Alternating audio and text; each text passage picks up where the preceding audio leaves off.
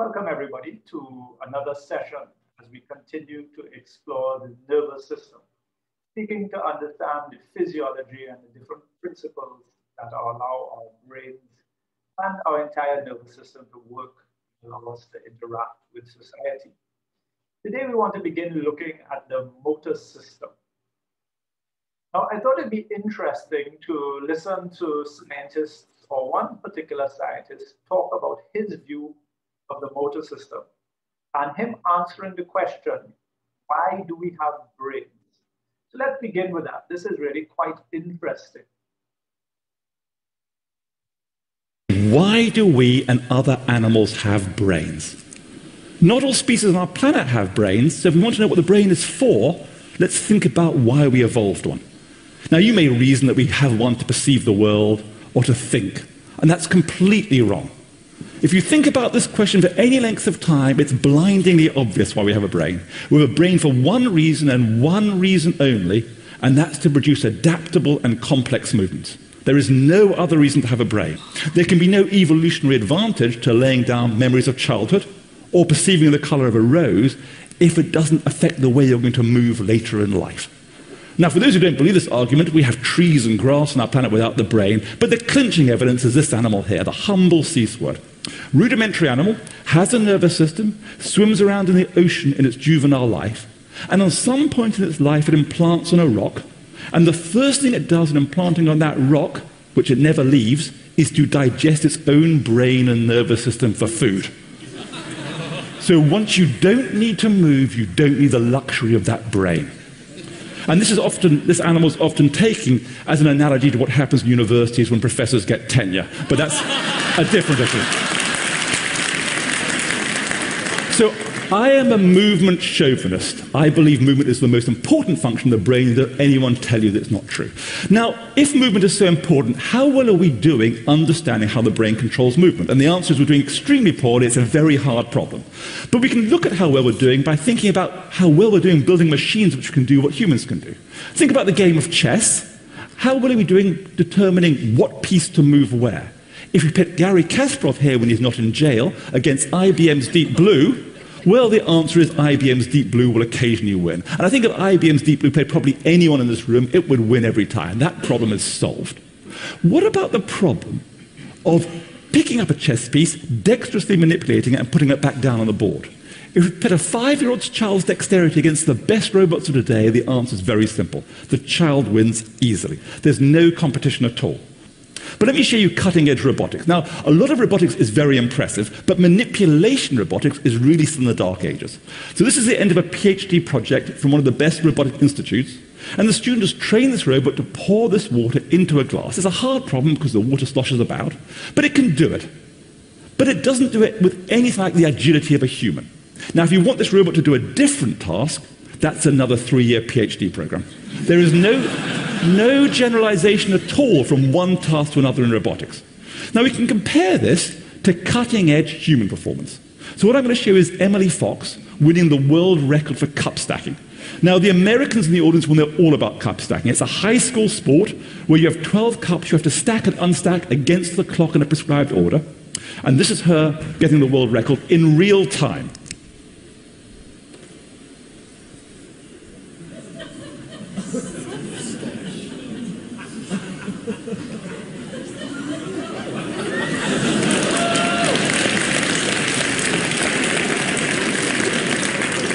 And she's pretty happy. We have no idea what is going on inside her brain when she does that, and that's what we'd like to know. So in my group, what we try to do is reverse engineer how humans control movement. So I think that's a very interesting clip. He explains his perspective that our brains are coded for movement, and that's a real reason we have brains. And even if you don't agree with him, he does make a good case.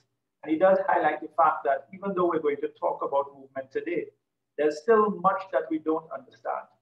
And he references robots, and that video was from a couple of years ago. These are some more recent videos of modern day robots doing amazing things. But you'll notice, as he points out, their manipulation is not as good as a human yet.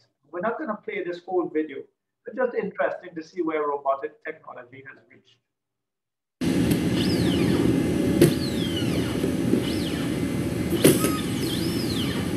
Here you notice excellent, but not as agile as it would be.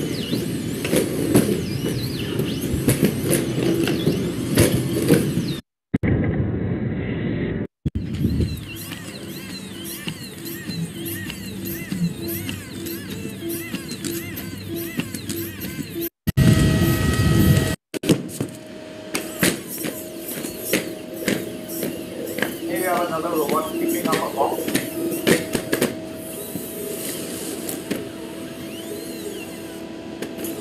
Here you can program this.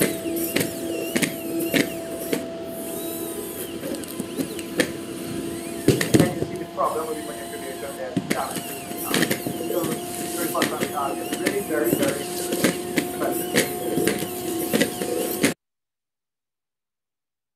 Why do we and So you can tell then that there are many things going on in the brain and we're still trying to understand them.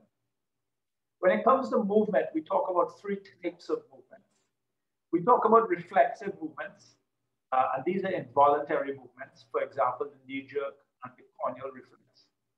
We talk about goal-directed or voluntary movements, and this is where you deliberately pick up something or throw something, as you can see in the image there. And then we talk about rhythmic movements, which are a combination of the two. And here we're talking about walking, running, swimming, flying. Today we'll be looking at some basic principles of how the motor system is organized, and we'll be looking specifically at reflexes. Now let's just talk about what we call the levels of input and the typical organization of the human motor system. Well, there are 4 levels that we think about. The lowest level is considered the spinal cord and the brain stem. These are the place where the alpha motor neurons reside, where they exit to go to the periphery. The brain stem is a little higher than the spinal cord. The neurons here can also influence the spinal cord neurons. Both of these regions are influenced by a higher area called the motor cortex, which can send information directly to the spinal cord, indirectly via the brain stem. As you can see by this arrow here. And then finally, we have a 4th region, which influences the cerebral cortex and the brain stem. And then by extension can influence the spinal cord and modulates the spinal cord neurons, the basal ganglia, and the cerebellum. In order to understand the nervous system, we need to understand all of these components. And for all of them, we have some insight, but we don't have a full picture. Now, this hierarchical control allows 2 things to take place. It allows a lower level, like the brainstem and the spinal cord, to produce movement that's independent of the higher levels. And these are seen in reflexes. But it allows the higher levels to influence the lower levels, but they don't have to give specific commands all the time. Those commands could be stored in the circuits of the lower levels. And so it leads to a distribution of planning and resources within the motor system. Now, one of the things that you are going to hear over and over again as you study the motor system, and especially in clinical practice, is the concept of the upper motor neuron and the lower motor neuron. And you'll especially hear this when we start talking about lesions. And so as we begin our study of the motor system, it's very important to understand this concept. The lower motor neuron is the neuron that leaves the spinal cord and the brainstem, goes to the muscles. It's the alpha motor neuron. It's the final common pathway for exit. All the other neurons above it eventually synapse here, as you can see in this diagram. This is our lower motor neuron in the brainstem. More typically, the one we talk about is the ones found in the spine. The upper motor neurons are any neurons that are found above it. There are several neurons in the chain found above it, but any neuron above the lower motor neuron is considered the upper motor neuron. So an upper motor neuron lesion is any lesion above the lower motor neuron. And we will see the importance of this in other sessions because they give distinct symptomatology. By understanding that symptomatology, we're able to identify where a particular injury or lesion is within the nervous system. So we said that the alpha motor neuron is a neuron that leaves the spinal cord and goes to the muscles. It's the final common pathway of the motor system. All higher order neurons will converge here. All information eventually converges here into a pattern firing. And as you can see in the diagram, the cell bodies for the alpha motor neurons are located in the ventral horn of the spinal cord. You will know from other studies that sensory systems enter via the dorsal horn, but the motor system leaves via the ventral horn. This is where we find our cell bodies. So there's a very regular and well-described and well-defined pattern of arrangement of neurons and tracts within the spinal. Now, what is a motor pool?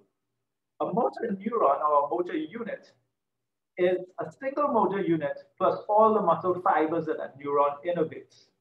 And remember, that gives rise to the size principle. A small motor unit, that's a motor neuron with a few fibers, will not be able to generate a lot of power, but it will have a lot of control and be able to make fine movements. A large motor neuron, that's a nerve with lots of muscle fibers, it can generate a lot of power, but it won't be able to make fine movements. And therefore, we find small motor neurons in areas where we need small movements and dexterous movements, the fingers, the face, the eyes. But then we find our large motor units in regions of the body where we need a lot of power, but dexterity isn't that important, like the thighs and the postural muscles. Now, another concept is a motor neuron pool. And this is a group of neurons found within the ventral horn that innervate fibers within the same muscle. So if you think about the contraction of the biceps, a motor neuron pool will then be responsible for the contraction of the biceps. And a different pool will be responsible for the contraction of the biceps muscle. Taken together, the motor unit and the motor neuron pool give rise to the concept of recruitment. That is, when we want to increase the force of contraction, what we do is we start with our smaller motor units, and then we generally increase in size and keep recruiting larger motor units. And this is because the smaller motor neurons and the motor units have a lower threshold of fire and will respond first to the commands from the central nervous system. And so here you see an example, the percent of the motor neuron pool that's activated. First of all, if you just want something to stand up, very small percentage of neurons are activated. But then as the animal begins to walk, run, gallop, and jump, you start to activate much larger motor units. And you start to activate a greater percent of motor neuron pool. That's the process of recruitment. Now, in terms of spinal cord organization, and we're just going through some brief principles to orient you to the motor system. There are a couple of rules that you can remember to help you understand the spinal cord. The first is the proximal distal rule. It says that the motor neurons that innervate the proximal muscles, they tend to be found medially. The ones that innervate the distal muscles, they tend to be found more laterally. Then we have the flexor extensor rule. And that basically tells us that the motor neurons that innervate the extensors, they tend to be more ventral. Well, there's those that innervate the flexors, they tend to be more dorsal. And so this just helps us understand the organization in the spinal cord. And it also helps us understand when there are lesions, why particular muscles are no longer functioning. Okay, so let's start with the simplest movement, and these are reflexes. Now, a reflex is not a random action. It's very coordinated, but it is stereotyped. It's the same thing happening over and over again. And also, it is involuntary. It doesn't happen under conscious control. And that tells us it's not involving the higher centers. it's completely controlled by circuits within the brainstem or circuits within the spinal cord. And so our definition of a reflex is it's a coordinated, stereotyped, and involuntary pattern of muscle contraction and relaxation that produces a graded motor response and is controlled at the level of the brainstem or the spinal cord. And you can see in the image there, the example that I think is most well known to all of us, the knee-jerk reflex. Now, why do we have reflexes? Well, they're very important for a lot of safety programs inside of the body. They're also important for controlling central programs in the body and helping to maintain muscle tone. We're going to see all of these in subsequent sessions. Now, all reflexes are composed of what we call a reflex arc, the system of neurons that connects the motor response to the sensory stimuli. And you can use this reflex arc to identify the components of any reflex. So you can think about a knee-jerk reflex, you can think about a gag reflex, you can think about a corneal reflex. Whichever reflex you choose to think about, you can identify the different components using this simple design. So all reflex arcs have a receptor. Then there's a sensory neuron taking the information from the receptor to the central integration center. Then you have the efferent neuron taking the information away from the integration center, communicating it back to the effector, whether it's a muscle or a gland. So that's a very simple concept, but then you can apply that concept, like I said, to any reflex and make sure you know all of the reflexes that are important to you. Now, reflexes are very useful to us clinically because they are able to tell us a couple of important pieces of information. The first thing they tell us is they tell us about the nature of the sensory motor connection. In other words, is that connection intact? Let me give you an example. One of the reflexes that we know about is the pupillary light reflex. And if I shine light in the right eye, the right pupil will constrict. But if I shine light in the right eye, the left pupil will also constrict. Now, when I perform that test and I see both eyes constrict, I know that there's good sensory connection to the motor pathways responsible for the contraction of the muscles of the iris. But suppose I shine light in the right eye constricts, but the left eye doesn't constrict. Well, because the right eye constricted, I know the receptors in the right eye are okay. The sensory component is okay. And therefore, I can reasonably deduce the problem in the left eye is motor. But suppose it happened the other way around. Suppose I shone light in the right eye didn't constrict, but the left eye did. Well, again, I can conclude that the receptors seem to be working because the left eye constricted. But there's a motor problem on the right side. And so the presence or absence of reflexes gives us information of the sensory motor connection. And if you found that a bit confusing, just pause the video, go back, play it again, and maybe even slow down the speed of the video and do some diagrams to help understand what I'm saying. The second thing that reflexes give us is they tell us about the excitability of the spinal cord. Now, the spinal cord can have different levels of excitability depending upon its input from the higher centers. And by doing reflexes, by performing reflexes, we can get a sense of it. So here we're going to look at a little video of the knee-jerk reflex being performed. But it's in the patient who has a stroke. And so his spinal cord is highly excitable. And it results in a condition called hyperreflexia. Hyperreflexia can be demonstrated in the patellar reflex. In this case, the patient has suffered a stroke affecting the left side of the brain. The patellar tendon extends from below the patella, which is right here. It's a broad band of tissue. It's easily palpable. If you're not sure where it is, have the patient extend their leg, which will cause the tendon to shorten. And you can strike directly on the tendon. And thus reflexes are very brisk. And in fact, there are a few extra beats of movement, which are referred to as clonus. Again, classic for an upper motor neuron syndrome. In cases like this, the reflex can be elicited by simply tapping on the tendon often. So you see the same reflex requires very little stimulus. Compared again with the normal side, patella tendon, again extending from below the patella. Strike on the tendon.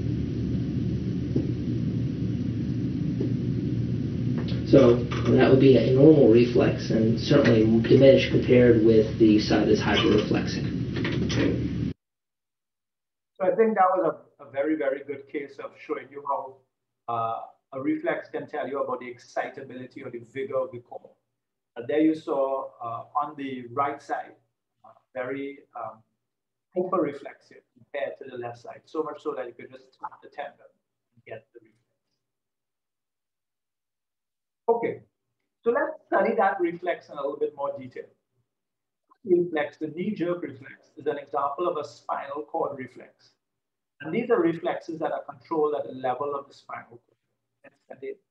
And there are three reflexes that we just want to mention briefly: the myotatic reflex, the inverse myotatic reflex, and the withdrawal reflex.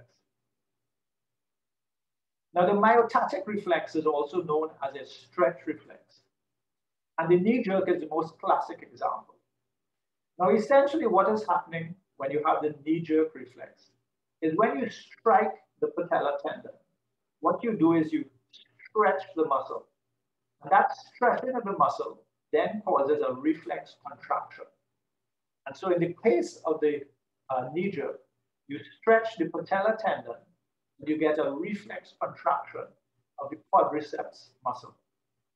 Now that reflex is basically used most often clinically because the quadriceps is such a large muscle. And so you're able to see the reflex. But all tendons produce a stretch reflex, as you can see in the diagram. You can get the stretch reflex for the Achilles, you can get it for the triceps, and you can also get it for the biceps, as is seen here in this diagram. First, identify the biceps tendon.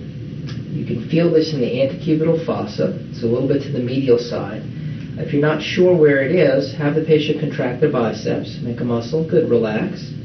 That you can feel the ropey tendon shorten when this muscle contracts. Have the patient relax their arm, place your finger on the biceps tendon and strike your finger. Note the muscle shorten and the forearm flexes. Alternatively, you can have the patient rest their left arm in your left arm and put your thumb on the biceps tendon and strike your thumb. It's a normal reflex. Note the bicep shortens and the forearm flexes. The same thing would be done for the right side.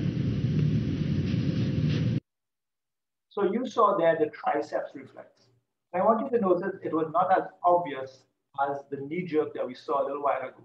And that's because we're using our smaller muscle, as I mentioned.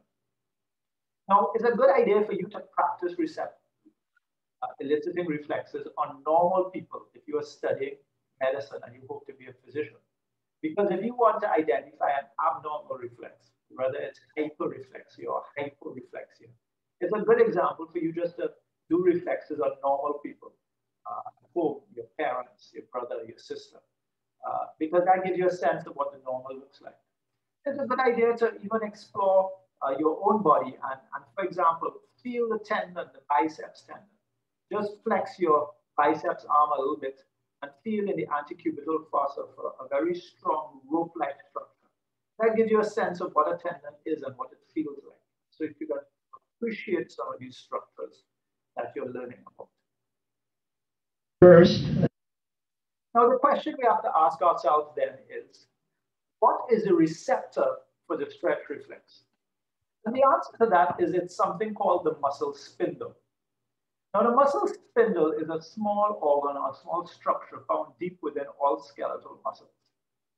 Skeletal muscles consist of two types of muscle fibers.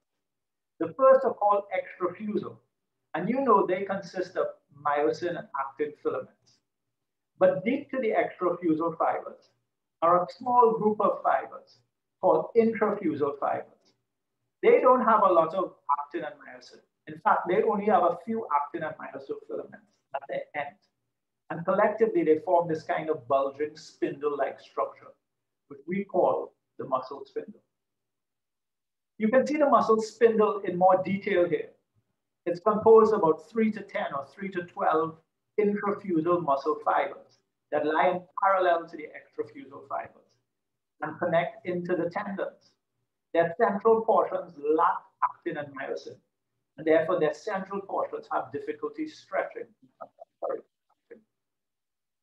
Notice they are very well innervated.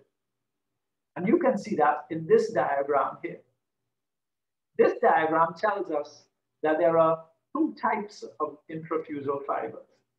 The first type has a bulge in the middle, and it's called our nuclear bag fiber. There are lots of nuclei in the middle. The second type doesn't have the bulge, and the nuclei are spread throughout. They are called our nuclear chain fibers. There are 2 types of sensory fibers leaving the muscle spindles. The group 1A afferents wrap themselves around the middle of both the bag and chain and the bag fibers. The group 2 are simply found associated with the chain. They're found more at the end. And finally, there are 2 motor neurons supplying these muscles.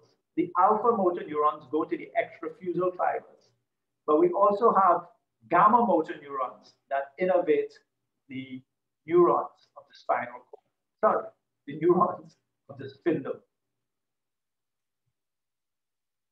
So what's really happening then in our myotatic reflex or stretch reflex? But we want to use this diagram to explain it. So this diagram, we're measuring several things. We're measuring the weight or the load on the muscle. We're measuring the length of the muscle. We're recording from the sensory neuron. And here we're focusing on our nuclear bag fibers and the 1A afferents there. And we're also looking at the alpha motor neuron that goes back to the muscle. So let's see what happens. Well, when we add a weight, the muscle is stretched and it gets longer. That stretch produces immediate firing inside of the nuclear bag fiber via the 1A afferents. And you can see that by this increase in potential activity. That signal then goes into the spinal cord, makes a monosynaptic connection, a single connection to the alpha motor neuron, causing it to increase its firing rate and leading to a contraction of the muscle. So this is actually quite a simple circuit. It's the most simple circuit we find in the body. That's why it's called a monosynaptic reflex. There's one synapse between the sensory and the motor system. So again, the tendon stretches, and that stretches the muscle as the load is added. The muscle lengthens.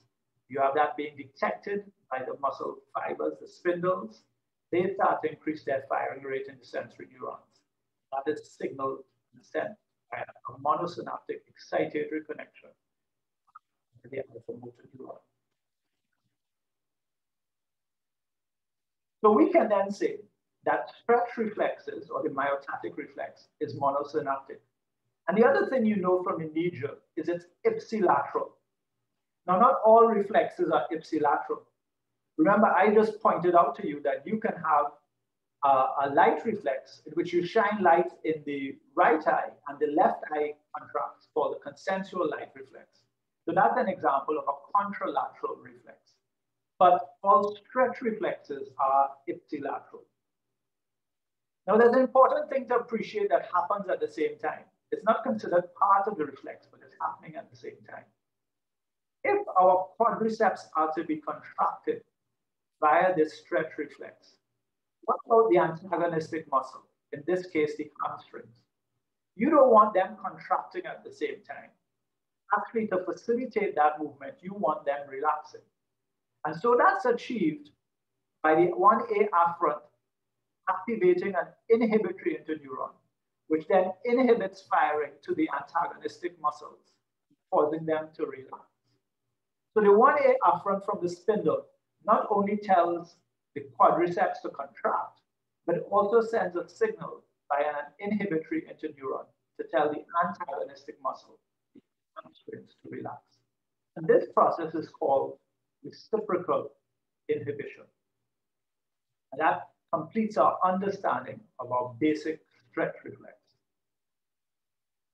And therefore, you can see that in this diagram here, which goes into great detail to show you all the nerves, where they're located, and what happens to all the different muscles involved, including the reciprocal inhibition during the knee-jerk reflex and myotatic stretch. Now we want to talk about something called gamma coactivation. Remember, I would have just mentioned to you the fact that there's a gamma motor neuron that innervates the muscle spindle. And the question we have to ask ourselves is why? Why do we have this motor neuron? What's its role? Well, there's something called gamma coactivation. It has a very, very important role in maintaining the sensitivity of the muscle spindle. And I'm going to explain that to you with the use of a rubber band. So let me hold up a rubber band for you. Just breaking it here. It's proving a little more difficult than I expected. So I probably need a pair of scissors. So I'm looking around at my desk for a pair of scissors so I can use a rubber band. So let's look at this rubber band. Now this is a rubber band, and we can equate this rubber band to the muscle spindle. Now remember, when the muscle is stretched, the spindle stretches like this, just like this, the spindle stretches. That causes a reflex contraction of the muscle. Now the spindle lies in parallel to the muscle. So when the muscle contracts, the spindle is also going to contract. But when it contracts, notice what happens to it. It's now sagging. It's no longer taut. The word is taut, T-A-U-T. In order for that spindle to become taut again, you have to stretch it quite a bit before it can now pick up or detect stretch. Notice this, it moves from this state, and you have to stretch it quite a bit. During this stage where it's no longer taut, where it's in a slack state, it's not a very good stretch detector. And that's a problem, because that means no signals are being sent to the brain. So what we want is we want the spindle to always be in a taut state, where it's ready to respond to stretch with the slightest stretch. And that's the role of the gamma motor neuron. So here in this diagram, we have a setup where the intrafusal fiber, the spindle, doesn't have a gamma motor neuron. So when the muscle contracts, you lose signaling firing from the gamma motor neuron. The brain is no longer getting information. The spindle has lost its sensitivity. However, if we have the gamma motor neuron, as we see here, when the alpha motor neurons contract, the brain also sends a signal to tell the gamma motor neuron to contract. And because of that, the gamma motor neuron always stays in a taut state. It always stays in a sensitive state. And therefore, it's always in our ability to respond to a further stretch. And so the role of the gamma motor neurons is to ensure that the spindles are always at an appropriate length, and they're always sensitive to stretch by ensuring they're in a taut state and they never become slack, as I just demonstrated with the rubber band. So you can try that at home. You can get a rubber band. You can cut it and you can play around with it and think about that yourself. You can pause this video and play it back and think about it and try to understand the concept of gamma co-activation. Okay, now let's just talk about phasic versus tonic responses. Because the stretch reflex, the knee-jerk reflex that we just told you, is really the phasic stretch reflex. That's what we've really just described. And the phasic stretch reflex is really important for detecting sudden changes in lengths of the muscles. But there's also another reflex called the tonic stretch reflex. And that's really important for measuring the length of the muscle. The phasic stretch reflex uses the group 1A afferent fibers that we just saw. But the tonic stretch reflex uses the group 2 fibers. And you will remember the group 2 fibers innervate just the nuclear bag fibers, and at the ends. So if we look at this example here, we are recording both from the group 1A fibers, and we are recording from the group 2 fibers. Now, for simplicity, we're showing no firing in the group 1 to begin with. We're showing a tonic firing in the group 2. You know, the group 1 also always have a little bit of firing, but just for simplicity, we've arranged it like this. When the muscle is first stretched, you get the firing in the group 1, and that's going to cause a reflex contraction. But notice what happens to the group 2. It increases its firing rate. And then if you stretch the muscle even further, the same thing happens. And so the tonic stretch reflex is important in monitoring the length of the muscle, the absolute length of the muscle. Whereas a phasic stretch reflex is important in monitoring the rates of change of that length. Now this reflex here actually is going to cause a little bit of reflex contraction in the alpha motor neuron. So as the muscle stretches, the alpha motor neurons contract a little bit. And therefore, this is responsible for what we call muscle tone. You will notice that our muscles are not in a floppy state. Like if you pick up a little baby who's sleeping, our muscles always have some level of tension in them. That tension is due to muscle tone. And that muscle tone comes about as a result of the tonic stretch reflex, which is constantly monitoring muscle length. Now, what you'll realize here then is the muscle spindles are constantly monitoring the length of the muscle, and therefore telling you where your muscle is in space. The muscle spindles then are an important component of our proprioceptive system. Remember, your proprioceptive system tells you where your body is in space. And one of the ways it does that is by monitoring muscle length. So this diagram here just summarizes how your muscles respond to different types of stretches in terms of the phasic stretch reflex and the tonic stretch reflex. You can see a linear, a tap, a sinusoidal, and a release. And you can see how the group 2 monitor absolute length, but the group 1, phasic, is more interested in the change.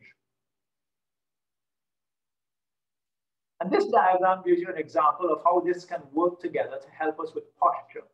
So one of the reasons we have these reflexes is posture. Here you can see that if you're standing up and then you lean forward because of tiredness or something like that, the muscle will lengthen, but then you'll get a reflex contraction that then brings you back to your upright posture. So just an example to show you how these reflexes can work and help us in maintaining posture.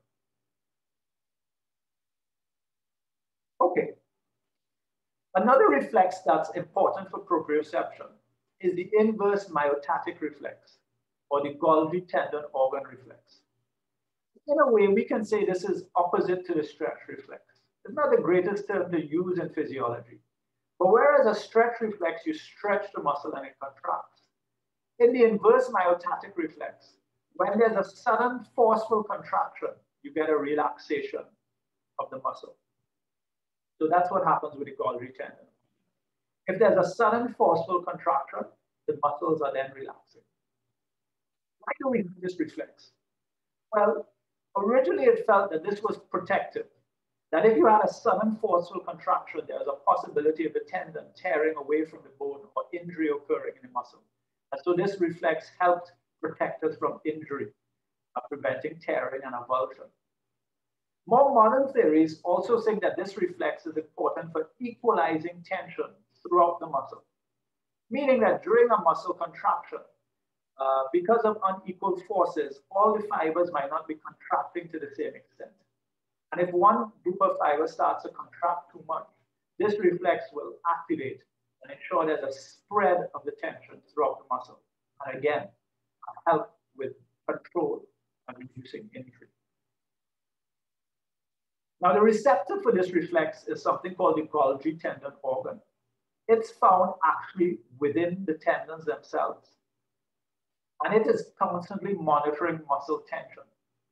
If you stretch the receptor, if you stretch the muscle, the Golgi tendon organs aren't really excited, but they do respond to strong contractions of the muscle. So that's where you see this thing happening.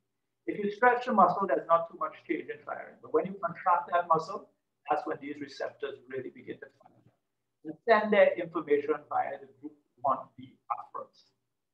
These receptors do not have any innervation from gamma motor neurons. So there's no gamma coactivation for this particular reflex.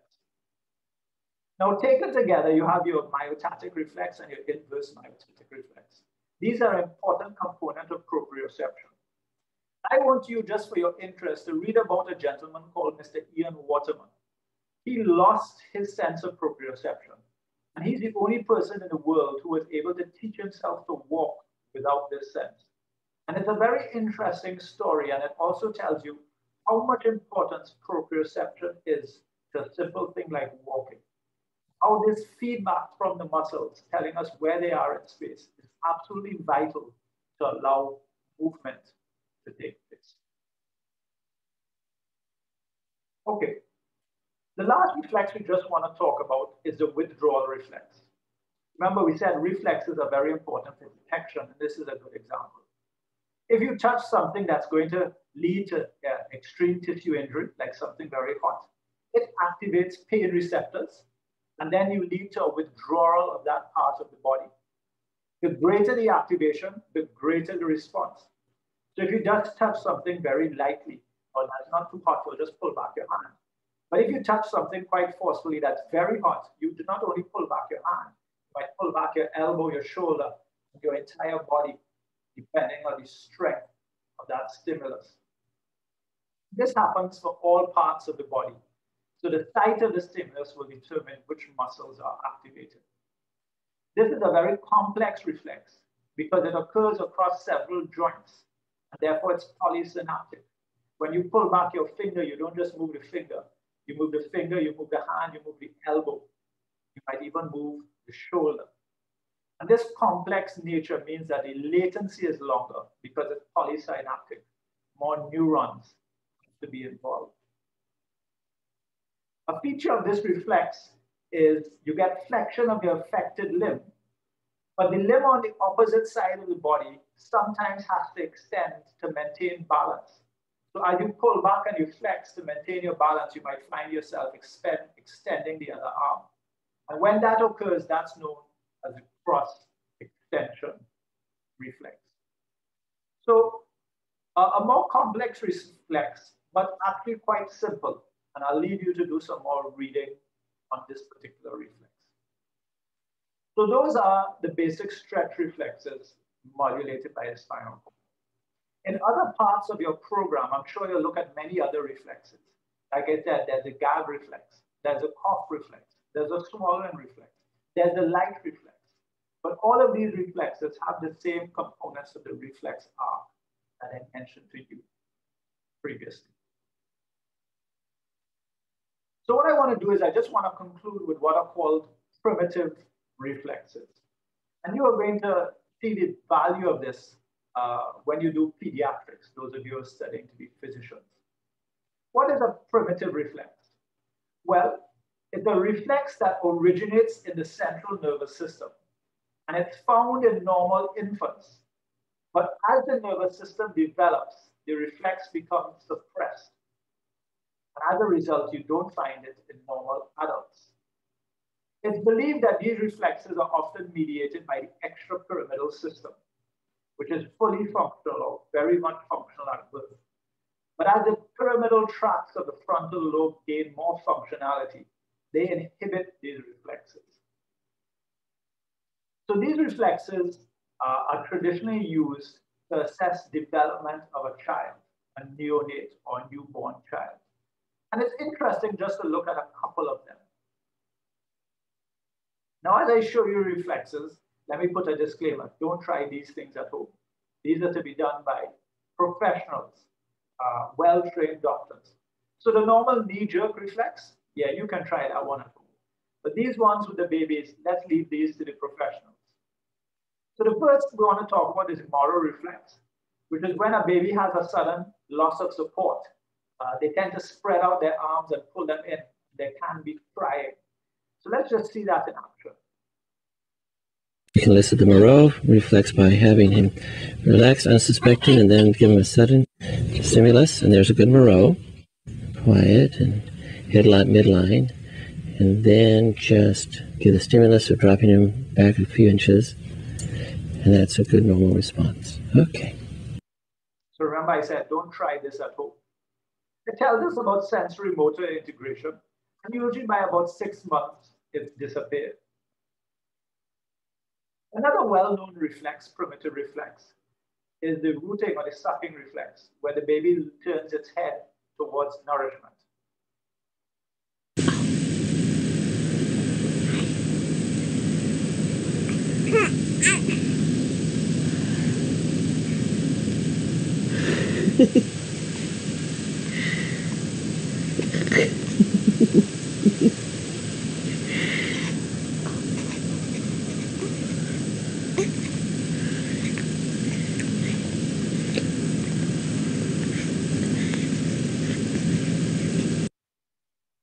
And then there's the grasp reflex, where if you place something in a child's hand, the child usually closes his hand.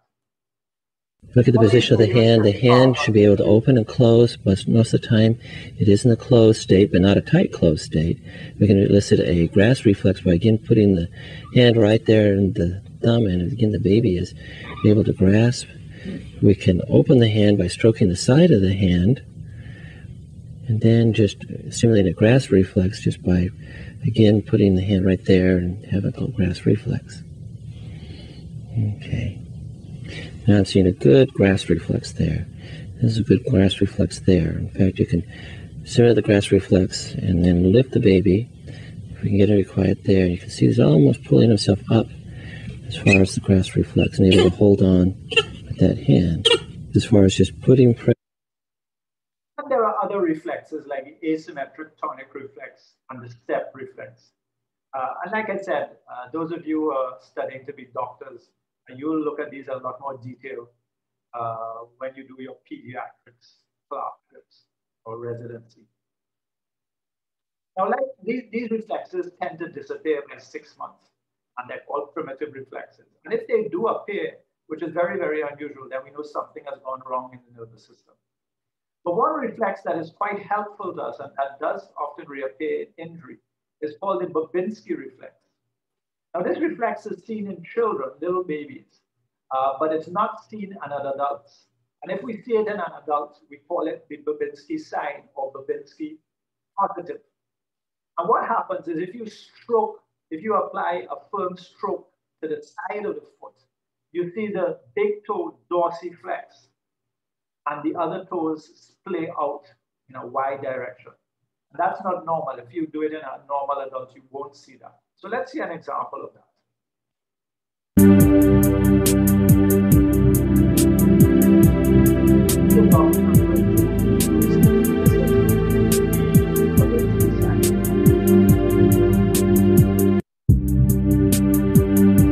There you can see us trying to demonstrate dorsiflexion of the big toe and the splay of spanning out. And if you get this sign, that tells us there's an upper motor neuron lesion. Something has gone wrong with the upper motor neurons that usually inhibit this reflex. Let's just see if we can see it in this baby here. Looking at the plantar reflex, it's important to go down the lateral aspect of the foot and just stay in the lateral aspect of the foot. If we go too much on the ball of the foot, then we get more of a grasp reflex. So it's important just to come down the side, and of course he doesn't like that. It's kind of a, again, coming down the side. Just relax the toes here. Go back over here. And there's the up and going toe and fanning the toes, which is the normal response in the newborn. So it's not seeing it too well in that video. The baby wasn't cooperating. So the Babinski sign or Babinski positive is an indication that a reflex that used to be there has now reappeared, and it's telling us something has gone wrong with the upper motor neurons. And so in terms of your current studies right now, it's a very important reflex to understand. We talk about upper and lower motor neuron lesions. So that brings us to the end of this lecture. Just as a reminder, we looked at why we have brains, heard the opinions of a movement chauvinist. We then looked at some basic principles of how the motor nervous system is organized, looking at the hierarchy of input and hierarchical control, looking at the arrangement of the spinal cord and the arrangement of the motor neurons and the motor unit pools. And then finally, we looked at the simplest forms of movement, which are our reflexes. Until next time, be safe.